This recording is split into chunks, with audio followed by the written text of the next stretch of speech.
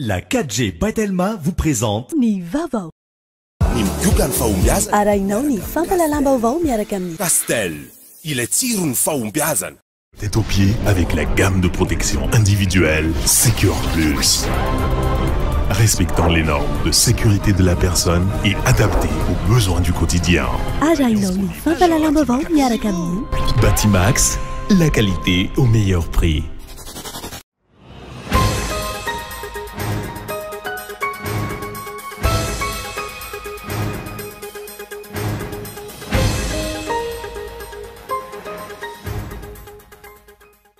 Tseken'ny vondrona iraisam-pirenena ny fikasan'ny fitondrana HVM anao nini amin'ny fifidianana filoham-pirenena ho avy.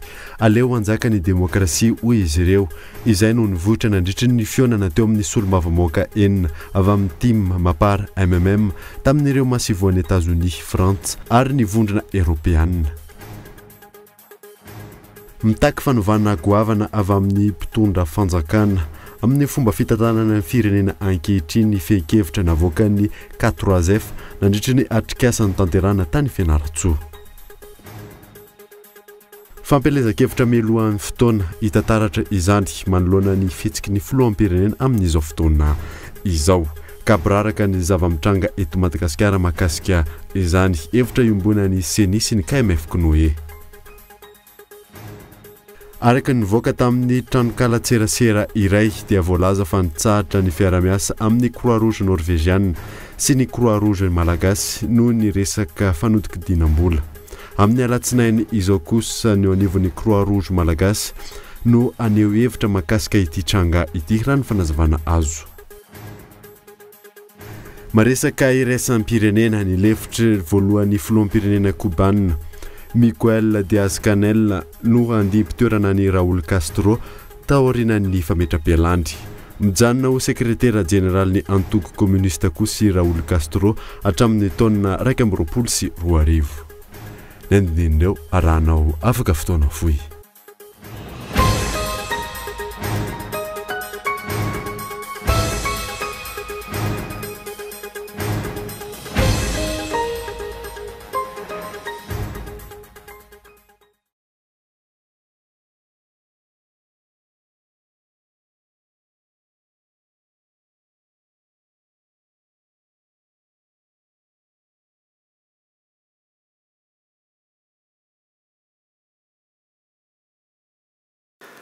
Finaritra tompoko lasy tompoko vavy manasanao anaraka ny fampalalam-baonkolo TV hatramin'ny farany.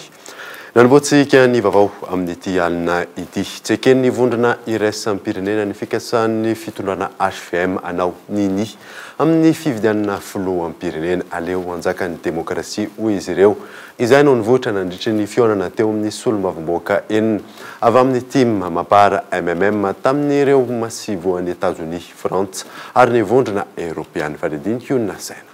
Tseken'ny vondrona iraisam-pirenena izay isan'ny mamatsy volan'ny fifidianana filoham-pirenena hontanterahana eto amin'ny firenena ny fikasan'ny fitondrana ankehitriny anilika kandida izay no isan'ny nivoatra tamin'ny fionan'ireo solombavambahoaka avy amin'ny antoko malagasy miaramiainga ny team ny tsy miankina ary ny mapara tamin'ny chargé d'affaires ny États-Unis ny masoivoan'ny vondrona Europeanina ary ny masoivoan'ny France tamin'ny ity androany ity. Fotoana rehetra ny antony dia sady mialerter andreo communauté internationale reo izay fantatritsika fa ireo no mpanome vola raha anao fifidianana antsika zany mba afantatra andreo ihany koa ny zavatra nisy tao amin'ny Assemblée nationale satria ny zavatra ny émission spéciale nataonay tamin'ny teny gasy ary mampalala ihany zareo zay koa ny zavatra ho ataonay raha amin'ny 21 avril zao ary miteny zareo misy message nalefanay tany amin'zareo hoe misy dérive démocratique eto Madagasikara, ny liberté fondamentale amin'izao fotoana zao dia potehana tanteraka, ny olo-bofity amin'izao fotoana zao dia atao tsinitsinina ary ny préfet partagé mizara aminay izy ny inquiétude ny zavatra mampitahotra mety hitranga eto amin'ity firenena ity ary ny averimberiny aminay zay fahitanay rehetra dia mamerina foana hoe fifidianana tsy misy nini no andraindray ny firenena sy malagasy sy tohanany communauté internationale. Mazava ngamba an'izay. Na mafisiny zay fahitanay androany hoe élection tsy misy nini dia izay tokony avily latsaka daholo dia malagasy na avily fidisafiditsy olona fidy anazy eo. Manoloana ny tatitra ho tanterahan'ireo solombavam-bahoaka ny sabotsy izao hoe manoloana ny parvisy Analakely tokony alalaka ny fanehoan-kevitra eto Madagasikara taratry ny demokrasia izany tokony samy hanaja ny lalàna ny rehetra hoetrany ny fanazavan'ireo solombavam-bahoaka ny aona tamin'ireo masivo telo. Dia milaza hoe izahay dia anao an'io fanaovana tatitra io amin'ny vahoaka malagasy raha amin'ny 21 avril tsy tokony adino fa député de Madagascar aloha izahay melohan'ny itenenana hoe manana ny circonscription afaka mandeha naizanay zay ary afaka manao tatitra naizanay fa ny raha amin'ny 21 avril ny député raika be folo eto Antananarivo renivohitra dia ireo no anao tatitra ho an'ny vahoaka 6 arrondissement rehetra miaraka fa ny député ambony manotrina anay dia izahay koa anotrina ny zareo amin'izay toerana anaovany azy. Raha teo tonga ny fifidianana milamina isika dia okilamina amin'izao fotoana zao efa tafiditra anatin'ny crise préélectorale tsika amin'izao fotoana zao mbola tsy miditra fifidianana kory dia efa zao ny zavatra atao fa rehefa tompona andraikitra hatramin'ny farany izay izany nampahafantaranay. Miandry araka izany ny rehetra izay hitranga ny sabotsy ho avy izao nampahafantarin'ireto solombavam-bahoaka ireto tamin'ny chargé d'affaires ny États-Unis ny maso ivoan'ny vondrona Europeanina ary ny maso ivoan'ny Frantsa ny tatitra ataon'izy ireo amin'ny vahoaka ny sabotsy izao izay ho totosaina hampilaminana. Anakana izany ihany ve ny fanjakana? Mitaky fanovana goavana avy amin'ny mpitondra fanjakana amin'ny fomba fitantanana ny firenena ankehitriny ny fehi-kevitra navoaka ny 4F nandritry ny atrikasa ny tanterahana tany Fianarantsoa. Fanediny Lili Rabiata. Tsy vitan'ny tompona ndraikim-panjakana ny mametraka famarinana, filaminana sy fiadanana amin'ny fitantanana ny raharaham-pirenena ankehitriny. Izay no anisan'ny ampahany songadina tamin'ny fehi-kevitra navoaka ny 4F omaly tany Fianarantsoa. Voaresaka tao anatin'izany ny fananantany, ny fitsarana, ny kolokolo eo anivon'ny sampandra-raha-panjakana samihafa sy ny fitrandrahana renan-kibon'ny tany izay tsy misy tombotsoa ho an'ny faritra sy ny firenena. Ezaka goavana miainga avy amin'ny fitondrana ny tokony atao raha ny fehi-kevitra navoakan'ireo mpizaika iverena ny famarinana sy ny fandriampahalemana amin'ny laoniny. Very asina tsy manatanteraka ny andraikiny ireo rafitra natao hampiaka ny famarinana. Noho izany takehana ny fampahafantarana ny marina eto amin'ny firenena ary apetraka ny rafitra sy ny randamina ahatonga ny famarinana ho sotoavina iainan'ny rehetra. Andraikitry ny fanjakana feno sy tanteraka ny miaro ny olona sy ny fananany ary ny fiariny. Hasaraina amin'ny alalany lalàna ny rafitra sy ny fandraisana andraikitra miainga amin'ny fotony ka nikatoavina ara-panjakana ny dinam-pokon'olona. Ampirana sy tsinjaraina ara-galiny ireo etomanana ara-bola, ara-kolona, ara-pitaovana iantoana ny fandriampahalemana. Tsy ekerana tsy manota no nikiantrano an-trano ary ampiarana ny fitoviany rehetra eo anaty lalàna. Miantso amin'ny fifampidiniana ihany koa izy ireo manoloana ny fahantrana mianjady amin'ny firenena sy manoloana ny lalam-pifidianana tsy fanarahana ankehitriny. Ireo rehetra ireo dia miompevitra ny maro fa tsy azo ekena intsony ny tohizana izao fahantrana sy fahalovana eto amin'ny firenena izao. Raha mbola everen'ny mpitondra fanjakana ankehitriny fa voafeny ny fitantanana ny firenena dia aoka izy any eo fa vitany ao anatin'ny fotoana fohy ny mampisahatra izao fahoriam-bahoaka izao. Efa miaina anaty krisy lasa ny firenena ankehitriny koa tsy azo itovilana ny fifandaminana, ny fifampitoviana eo amin'ny samy malagasy ametrahana ny fototra hiarahana rehetra mientana sy manaiky toy ny lalam-panorenana sy ny lalam-pifidianana. Ampitaina amin'ny vahoaka malagasy rehetra ny tatitry ity atrikasa ity raha ny fanazavana ary isy ny fananganana sehatra ivondrona ny olon-kendry sy olo-marina. Ray aman-dreny ara-pinoana sy ara-piarahamonina anara-maso ny asa-panjakana eny fotony. Eo ihany koa ny fananganana ny rafitra 4F isam-paritra. Raha ny fanambarana ihany koa dia miompon-kevitra sy miray feo amin'ny fivondrona ben'ny eveka sy ny FFKM tao anatin'ny fehi-kevitra navoakan'izy ireo ny taona 2024 ny 4F. Ratsahivina ny farana omaly ny atrikasa izay nitanterahany komita ny fahamarinana fandriampahalemana ary fiadanana na 4F tany Fianarantsoa izay naharitra 2 andro. Ity komiti ity izay ahitana solotena avy amin'ny fiangonana, faritra, fikambanana, fiarahamonimpirenena, syndika, vondrona sy antoko politika ary ny maro samihafa. Lany teny amin'ny anteny meram-pirenena ny 7 aprily sy ny 10 aprily lasa teo ireo volavolan-dalàna fehizoro ifen'ny fividianana nefa hatramin'ity androany ity tembola tsy tonga. Inenevany HCC izany lazaina nefa fa amiana ka nanaovana fivorenana tsy ara-potoana inefatra fanadina Rarsona Yandry. Hatramin'izao ora izao dia mbola tsy nalefan'ny filoham-pirenena eny amin'ny fisarana avy momba ny lalam-panorenana ireo volavolan-dalàna fehizoro ifen'ny fifidianana efa lany teny anivon'ny anteny meram-pirenena ny 7 aprily ary teny amin'ny anteny meran-doolona ny 10 aprily lasa teo raha ny loharam-baovao avy etsy Ambohiday. Volavolan-dalàna fehizoro ifen'ny fifidianana izay tsy maintsy hojeren'ny HCC raha mifanaraka amin'ny lalam-panorenana na tsy. Mampametra-panontaniana ny mpanara-baovao ny antony mbola tsy nandefasan'ny filoham-pirenena ireo volavolan-dalàna ireo eny amin'ny HCC nefa dia natao tery vaimanta ny nandaniana azy teny amin'ny anteny meraroatota fa ina indray no mampiahotra. Andrasan'ny maro ihany koa ny fanapahana avoakan'ny fisarana avy momba ny lalam-panorenana tamin'ireo fitarainana napetraky ny solombavambahoaka taminy momba ny tsy maharaka ny lalam-panorenana ny fomba nandaniana ireo volavolan-dalàna fehizoro ifen'ny fifidianana ireo. Maro ny mihevitra fa ny fanapahana ho raisin'ireo mpikambana misy sivy eo anivon'ity androm-panjakana lehibe ity no hiantoka ny filaminana sy ny fitoniana amin'ny fiatrehana ny fifidianana filoham-pirenena izay tsy maintsy hatrehina amin'ity taona 2024 ity. Fampelezan-kevitra mialohan'ny fotoana hitantaratra izany manoloana ny fihetsiky ny filoham-pirenena amin'izao fotoana izao kabraraka ny zava-mitranga eto Madagasikara makasika izay fampelezan-kevitra mialohan'ny fotoana izay hevitra iombona ny CENI sy ny KMF Knoe. Fanadidiny Michela Narjon.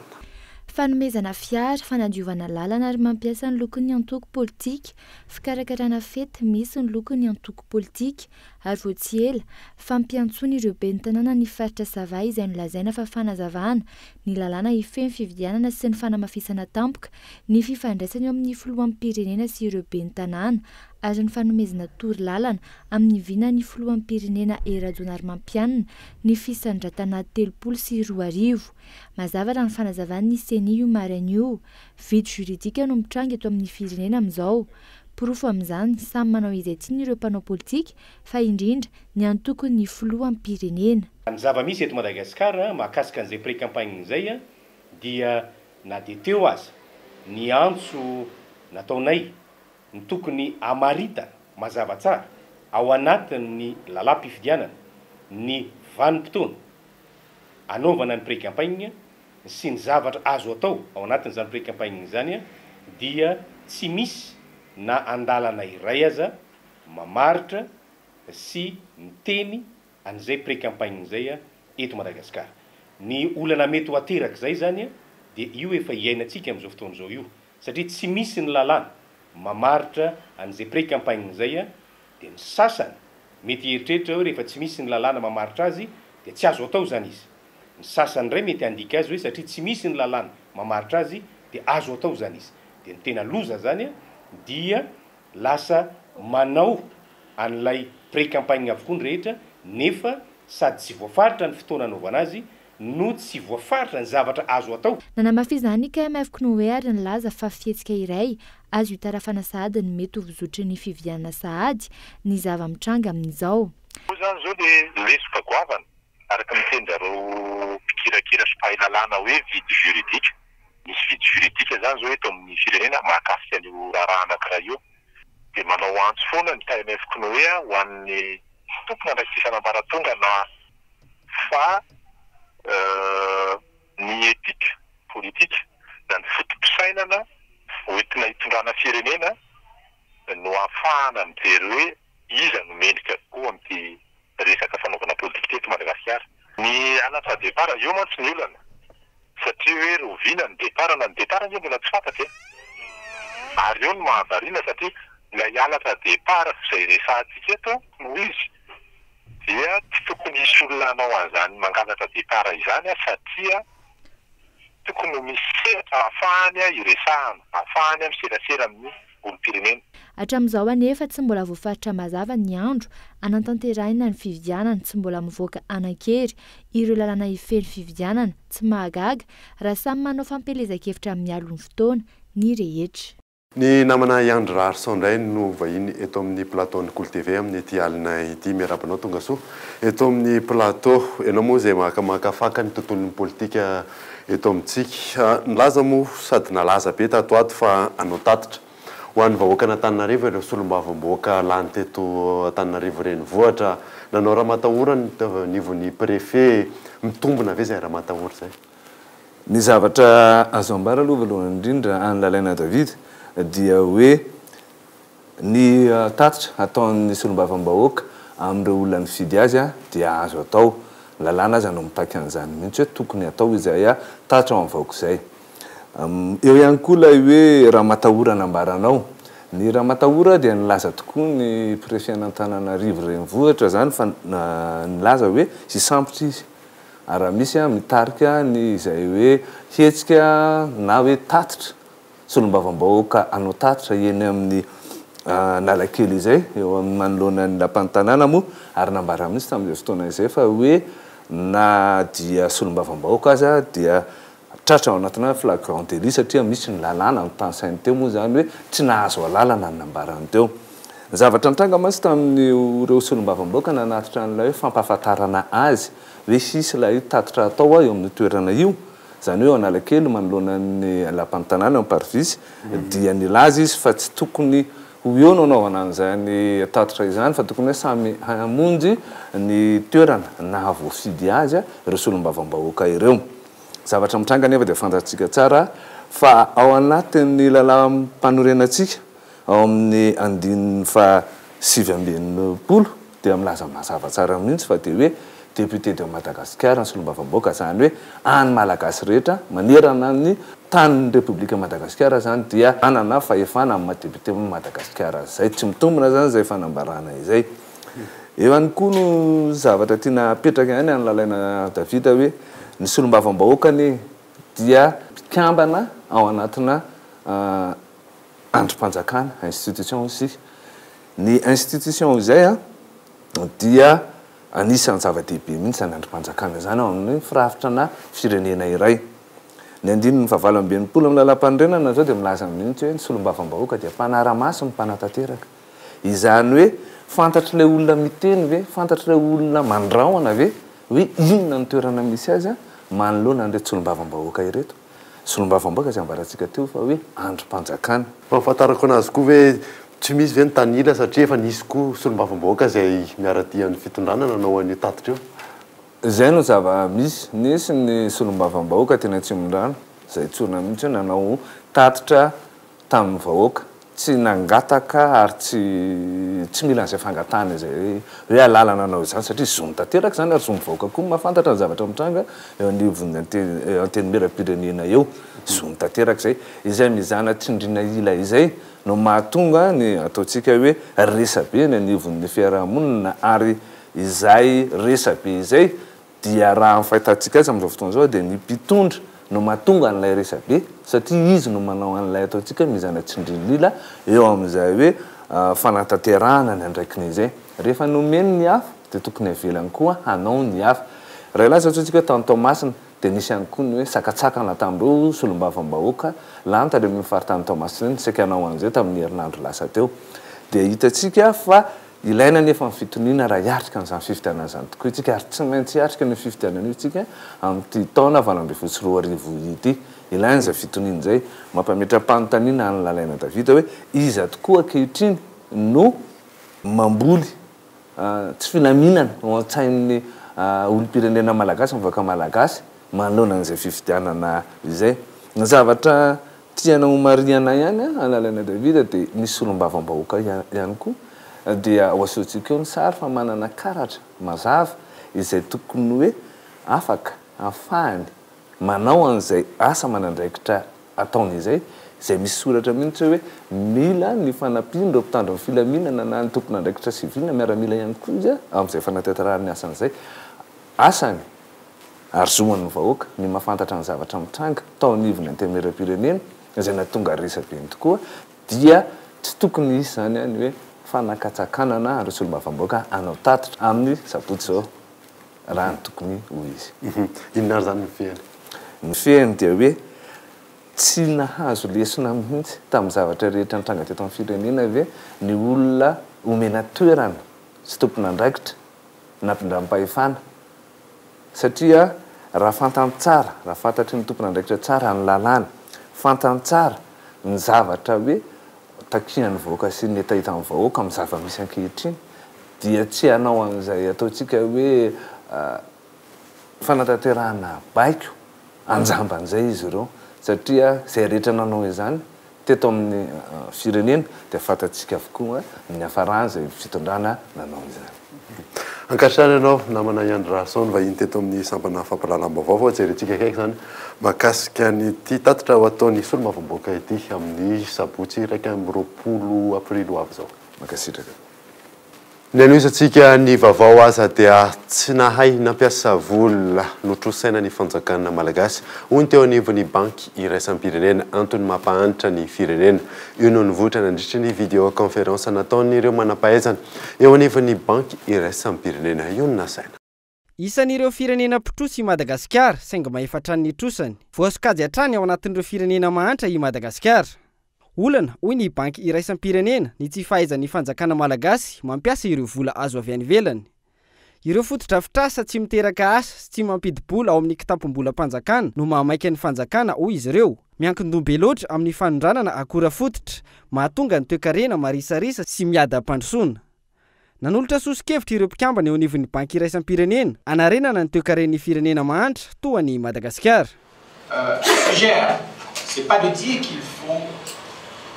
Raha ny sosikevitro tsy ny fampiakarana ny aba no tena lara-pamihana raha hampandroso sy anarina ny toe-karena fa ny fampiroboroboana ireo orinasa ao an-toerana na ny tsy miankina io na ny an'ny fanjakana ireo no tokony atosika sy tohanana ahafahany miroborobo sy mampiakatra ny arikaren'ny firenena. Amin'izay vao azo lazaina fa mahaleo tena ara-toe-karena ny firenena iray. Ny tatao-ketra sy ny aba amevanana sy alefahana saingy tsy asiana tombo sy ala ny orinasa rehetra. Raha izay ny volany ihany no anaovan'ny firenena ireo sekoly sy toeram-pitsaboana ary ny maha-olona izay ihany koa no tokony atao lara-pamehana ny fampitomboana ny fahaiza-manaony. Raha ny zava-misy eto amin'ny firenena manjaka ny kantrana trano amin'ireo orinasa mahazo avarapatana ireo izay namany mpitondra na eo amin'ny aba izany na eo amin'ny hetra. Tsy misy ny famoronana asa fa toy ny mifamadika amin'izay ara ny zava-misy. Ny orinasa efa miodina hitadiavana ny irika rehetra anakatonana azy. Eo ihany koa ny famonoana ny asa ho an'ireo mpamboly toa ny misy any amin'ny distrika Anambanja.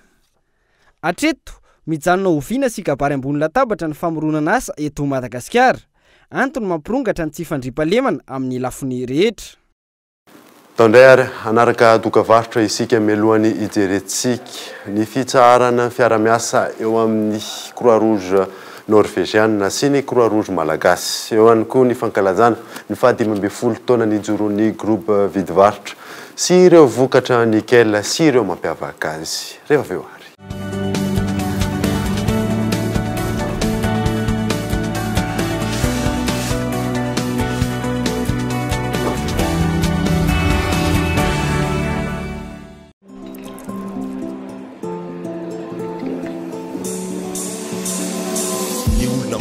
Fiainana dia ireo izay tsy milavilefina manoloana ny ady.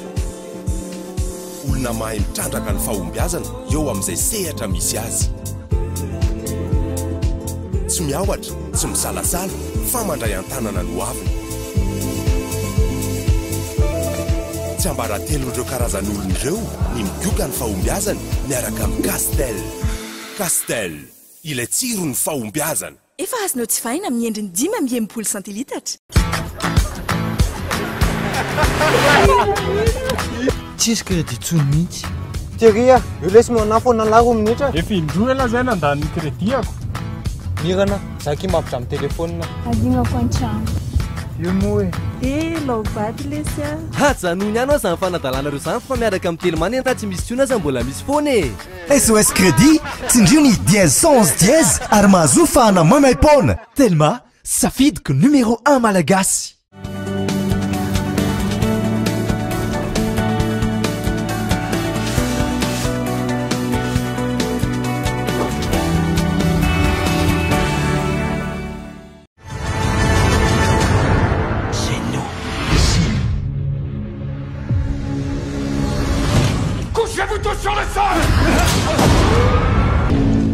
affaire à des voleurs ordinaires, les mecs. Ils sont accros au braquage. Tôt ou tard, il leur faudra leur dose. 800 milliards de dollars là-dedans. Tu crois qu'on est du genre à t'arrêter? À te passer les bracelets et à t'emmener au poste?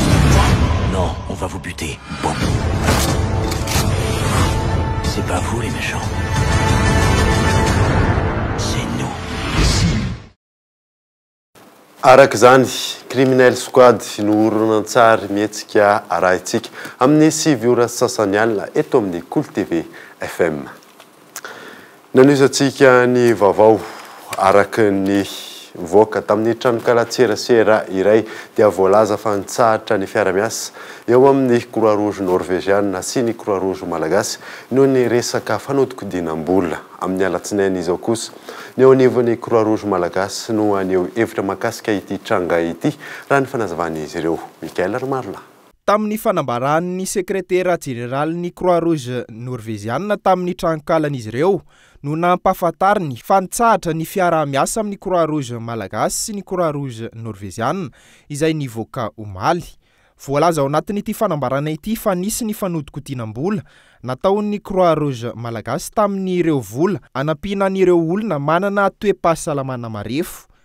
Tamin'ny alalan'ny audit na ny fitsirihana natao tamin'ny taona 2022 hatramin'ny taona 2022 no nahafantaran'ny Croix Rouge norvégienne izany. Voalaza ihany koa fa nisy ny vola mitetina ray faingo roa tapitrisa couronne norvégienne voahodinkodina ary nisy tsy fahampin'ny antota-taratasy izay mitetina 7 faingo roa tapitrisa couronne norvégienne tamin'izany. Niezaka nanontany teny anivon'ny Croix Rouge malagasy izay teto amin'ny Cool TV FM nanontany vaovao mahakasika ity tranga ity. Nilazany teo anivon'ny Croix Rouge malagasy fa isy ny valandresaka amin'ny mpanao gazety ny alatsinainy 7 aprily izao.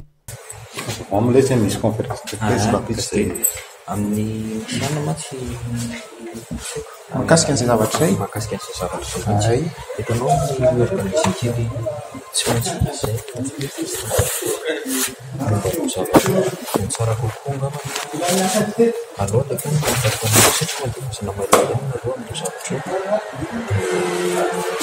io mety dia mao latsinainy ngamba ohatra misy resaka ndraitrarehetra raha ny fotoana araka ity fanambarana ity sy ireo fampitambavao tamin'ny trankala mahakasika ity fitsaran'ny fiara-miasa ity dia nisy marina ve izany fanodinkodinam-bola izany izay nataon'ny Croix Rouge malagasy. Andrasana ny fanazavana eo anivon'ny Croix Rouge malagasy mahakasika izany amin'ny alatsinainy ho avy izao. Dimy taona lasa izay no nanaovana ny fanaovan-tsony teo amin'ny FAO sy Madagasikara no namafisana tetsy amin'ny Hôtel Carlton io maraina io ny fiara-miasa tamin'ny alalan'ny fanaovan-tsony izay hatrany fanadina. Samy afapo tamin'ny fiara-miasa ny andaniny sy ny ankilany ka ny fampitoana noho ny dinikasa vita sy ireo izay mbola ho kasaina. Efa tamin'ny taona 2024 no nisy ny fifanaovan-tsony voalohany. Notapahana androany fa hotohizana hatramin'ny 2024 ny fiara-miasa noho ny fahatsaran'ny vokatra tratra tamin'ny taona lasa. Fanatsarana ny vokam-pambolena sy ny fahampitsakafo eto Madagasikara moa no tanjona imasona, hoy nisy olo-tenan'ny FAO eto amintsika. Ces domaines ont été définis sur la base des résultats. Nanosiny ny fanekena eo amin'ny fiara-miasa 2024 i Madagasikara sy ny FAO. Nisy ihany koa ny jeritodika nandritra ny efa-taonany ara-niasa teo aloha na ny CPP, cadre de programme pays, voalohany sy ireo lahara-pahamehana noraketina hatramin'izay. Ireo lahara-pahamehana vaovao ireo no entina miaro ny fanjari-tsakafo. Entina ihany koa hanampina tosika ny fiovaovan'ny toetrandro sy ny arenan-kibon'ny tany. Ilaina ihany koa ny fanatsarana ny hoavy sy ny fametrahana ny fisian'ny rivo-doza sy ny haintany izay miatraika amin'ny famokarana. Nambaran'ity farany hatrany fa tsy mitsahatra ny FAO manampy an'i Madagasikara eo amin'ny lafiny tsy fanjari-tsakafo na ny lafiny famokarana na eo aza ny fiovaovan'ny toetrandro. Nampiatso mpanao gazety ny syndikan'ny artista tamin'ity androany ity nambaran'izy ireo fa tsy ekena ny fanakatsakanana amin'ny fampisehoana izay ataon'izy ireo fanampanazavana. Toerinay ny fandravana tsy amin'antony ny fampisehoana izay mitranga tatoato manerana ny Madagasikara fa mitranga zany tany Sonia Ranovongo misy député mandrava ny fampisehoana sasany mitranga zany tany Mahajanga ny maire manome autorisation ny sonorisation efa eo ny artiste efa eo raha valin'ny préfet ny fampisehoana tsy hainao zay antony na inana inona mahatsapy zay fa misy préfet be deabe ny fanometeny andrava zay mety fampisehoana ka atahoranareo amory vahoaka asanay mamory vahoaka tompo fa alamino zay alaminareo toerinay atao amin'ny syndicat ihany keo ny fangalana ny volanay aminao amida misy office volantsangana atsony hoe OMASI office malgache du cinéma misy décret mandendehany efa tonga any amin'ny premier ministre zay angatanay monsieur le premier ministre ho ajanonao satria teraka problème io zavatra io ny farany dia maneho firaisakina ny artiste rehetra zay tsy manana lehibe anay zay tsy manana antoko fa asanay io alaminy zay tokony alaminareo any fa anao zay asa tsy misy hoe artiste apombandra valomana na artiste apombandra joel na artiste apombandra jao fa afaka miantso anay daholo nareo tompoko lafim-baovao hafa kosa indray dia foto-kevin-dehibe efatra no ataon'ny groupe vidivarotra izay orinasa malagasy ovaindohan-draharaha isan'izany asa fanaongava gazety sy ny aina manjery ny fanabeazana ny teknôlôjia ary ny fisokafana amin'ny anivelany any omaly no nankalazana ny fa 12 taona nijoroan'ny groupe vidivarotra Mikael Ramano tena diorana i fa 12 aprily taona 2024 no nivoaka voalohany teo amin'ny tsena ny gazety vidivarotra piseho isan-kerinandro ary tsy nisy afa-tsy telomonja ny mpiasa nanodina ny orinasa tamin'izany amin'izao fotoana izao efa mivoaka intelo isan-kerinandro ny gazety manana mpamandrika 5,000 isa ao amin'ny trankala izay ahitana filazana sy dokam-barotra raha etsy azo jerena amin'ny fotoana rehetra araka ny voalaza teo moa ny groupe vidivarotra dia tena eo anivony serasera tanteraka ary niainga tamin'ny gazety vidivarotra zany amin'izao fotoana izao efa misy maromaro ny titre nanampy ny vidivarotra ao ohatra ny sehatra ny asa ny job ao ny gazety anankiray miresaka momba ny tontolon'ny vehivavy teny jejo zany ary ny tia tanindrazana dia manana radio ny gazety vidivarotra dia ny top radio zany FM 102.8 ary nisokatra tamin'ny tontolon'ny nouvelle technologie noho izany no nisy ny lafiny fanabeazana ny IT University ary manana partenariat maro amin'ny sehatra iraisam-pirenena ary misy ihany koa ny bureau international de consultance en informatique izay ao anatin'ny tontolon'ny nouvelle technologie daholo omaly no natao ny fankalazana ny fa 12 taona an'ny groupe vidivarotra izay nahitana ireo mpiara-miasa maro amin'ny gazety olo manakaja isan-karazany no nasaina tamin'izany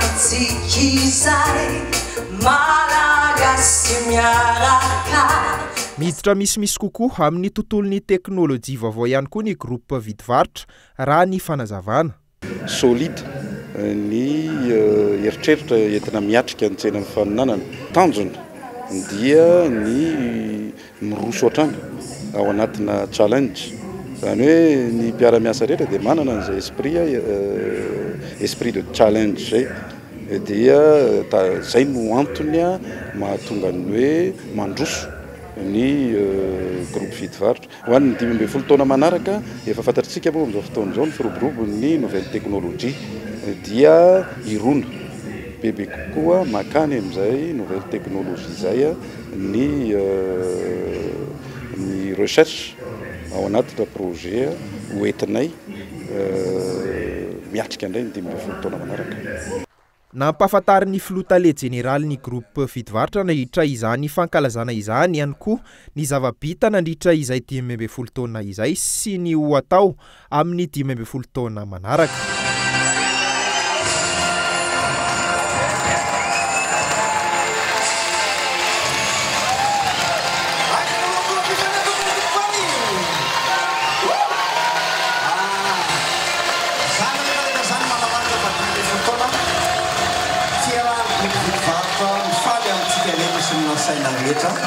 Ireo vokatra nickel sy ny mampiavaka azy toy ny fampiasana azy miaraka amin'ny vahona izay indray no hitantsika ato anatin'ity fanadidina izay entin'ny olona saina ity araoary. Marika iray hita eto Madagasikara ny nickel anatin'ny fanadiovana sy fikojakojana ao an-tokantrano. Mampiavaka ity vokatra ity ny fampiasana ny akora natoraly toy ny vahona na ny aloe vera izay ampiasaina ho akora fototra. Isan'ny mampiavaka ny vokatra nickel ny tsy fisiany parabène izay kasinga simika manimba amin'ny fahasalamana. Singa fototra ara-voajanahary no ampiasain'ny nickel dia ny vahona zany na aloe vera. Mahatsara azy io dia mahatsara kokoa ny fahasalamana satria zava-maniry tsy manam-paharoa io izay eto amintsika ihany no ahitana azy. Ny vokatra nickel rehetra dia ny aloe vera na ny vahona no singa fototra ao anatiny. Natokana ho an'olona rehetra ny vokatra nickel. Noho izany dia afaka mampiasa azy daholo ny sarangan'ny olona rehetra. Miezaka hatrany izy manakaiky ny mpanjifa na ny vidiny zany na ny kalitaony. Vokatsoa maro no azo avy amin'ny vahona raha ny fanazavana hatrany, ny fanasitranana ny fery, ny antibiotika sy ny maro hafa. Tsy misy akora simika ihany koa ny vokatra nickel ary amidy amin'ny vidiny rary na eo aza ny kalitao izay manaraka ny fenitra ampiasaina amin'ny vokatra nickel. Ny atsara hatrany ny vokatra ny nickel hatramin'izay 70 taona nisiny izay. Mitombo hatrany ny kalitao na dia nitombo ara ny mpanjifany. Noho izany dia voatazona orinasa hatrany ilay kalitaony hatramin'ny voalohany ny atsara hatrany izay. Mitombo koa nisany vokatra nickel. Ohatra amin'izany ny fisian'ny lesiva, ny détartrant, ny pousse nettoyant, ny liquide vaisselle sy ny sisa tsy voatanisa. Manakaiky hatrany ny mpanjifa ireo vokatra nickel ary hita eny amin'ireo mpivarotra mahazatra anao. Mampiasa ny teknôlôjia vaovao ihany koa ity orinasa ity ary afaka mitsinjara ireo entana any an-tokantrano rehefa mandrika izany ao amin'ny tranokalan'izy ireo ny mpanjifa. Maresaka iraisam-pirenena kosa indray dia nilefitra voalohan'ny filoham-pirenena Kubanina Miguel Diaz-Canel no andimby toerana ny Raúl Castro tao aorian'ny fametra-pialany. Mijanona ho sekretera jeneraly antoko komunista kosa i Raúl Castro hatramin'ny taona 2024 sy 2025 fanadina. Ny farana androany ny fitondrany ny fianakaviana Castro ny firenena Kubanina. Fitondrana izay naharitra 80 taona. Niatrika fivoriana hamantarana ny filovaovao anjimba ny Raúl Castro izay nametra-pialana ny parlemanta any an-toerany. Miguel Diaz-Canel io no anarana efa voatontonona tao anatin'ny volana vitsivitsy manerana ny Cuba. Ankalaza ny fahavalo amin'ny 20 taona ny rahampitso ity lehilahy ity. Ny taona 3 no niditra tao amin'ny birao ny antoko politika komunista ny tenany ary lasa ministra ny fampianarana ambony 9 taona tao Réunion. Voafidy ho filoha lefitry ny filakevitry ny ministra kosa izy ny taona 13 sy 20. Isan'ny drafitrasan'ity filovaovao ity ny anamaro-toerana ny toe-karena any an-toerana izay mbola voasokajy marefo na efa nisokatra tamin'ny tsena iraisam-pirenena azy. Ankilany kosa nanametra-pialana tsy ho filoham-pirenena intsony aza i Raúl Castro dia mijanona ho sekretera jeneraly ny antoko komunista kosa ny tenany hatramin'ny taona 2020 sy 20. Maresaka iraisam-pirenena izay hatrany dia iroso amin'ny fifidianana filoham-pirenena sy solombavamboaka mialohan'ny fotoany Turkia. Ny 20 jona ho avy izao io nambaran'ny filoham-pirenena Turk Recep Tayyip Erdogan omaly fanadina. Eritaona sy tapany mialohan'ny fotoana voatondro anaovana ny fifidianana ny Turkia, nanao fanambarana ny filoham-pirenena Turk Erdogan omaly fa ho aroso ny 20 jona ny fiatrehana ny fifidianana filoham-pirenena sy ny solombavambahoaka any an-toerana.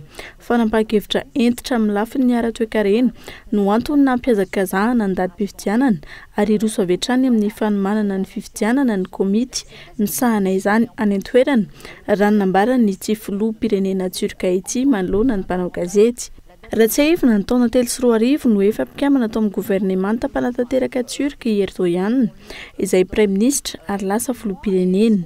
Ny volana aprily 17 sy 20 niroso tamin'ny fitsapan-kevi-bahoaka hantsina lalam-panorenana i Turkia fa hantsina izay namela ny filoham-pirenena any an-toerana anatanteraka mandat 10 taona indroa. Alohan'ny sarana daverinanao ireo vaovao nisongadina tamin'ity alina ity. Tsy ekeny vondrona iraisam-pirenena ny fikasan'ny mpitondra HVM anao nini amin'ny fifidianana filoham-pirenena ho avy izao aleo hanaja ny demokrasia hoy izy ireo izay no nivoatra nandritry ny fionana. teo amin'ireo solomavomboaka enina avy amin'ny team mapara MMM tamin'ireo masivoany États-Unis, Frantsa ary ny vondrona Europeanina. Mitaky fanovana goavana avy amin'ny mpitondra fanjakana amin'ny fomba fitantanana ny firenena ankehitriny ny fehi-kevitra navoaka ny K3F nandritra ny atrikasa izay nitanterana tany Fianaratsoa. Fampelezan-kevitra mialohan'ny fotoana hitantaratra izany manoloana ny fihetsiky ny filoham-pirenena amin'izao fotoana izao goragora tanteraka ny zava-mitranga eto Madagasikara makasika izay fampelezan-kevitra mialohan'ny fotoana izay. Efitra izay iombona ny CENI sy ny KMF Knoe. Izay mamarina vaovao tamin'ity alina ity soranao nanaraka izany sora manokana ihany koa andreo mpanaraka ny vaovao Kolo TV any amin'ny faritry indrindra manaraka izany amin'ny alalan'ny DSTV Antsirana sy TNTV Fianaratsoa. Soafa tsara daholo tompoko.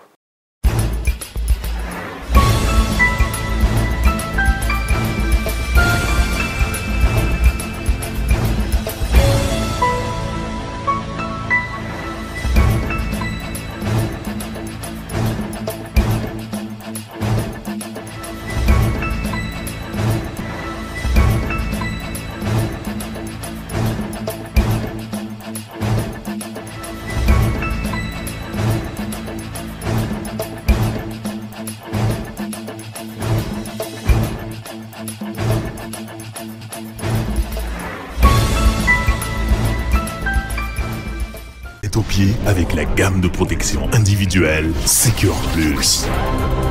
Respectant les normes de sécurité de la personne et adapté aux besoins du quotidien. Batimax, la qualité au meilleur prix. Castel, il est tiré une faumbiazan. La 4G by Telma vous a présenté Ni Vavao.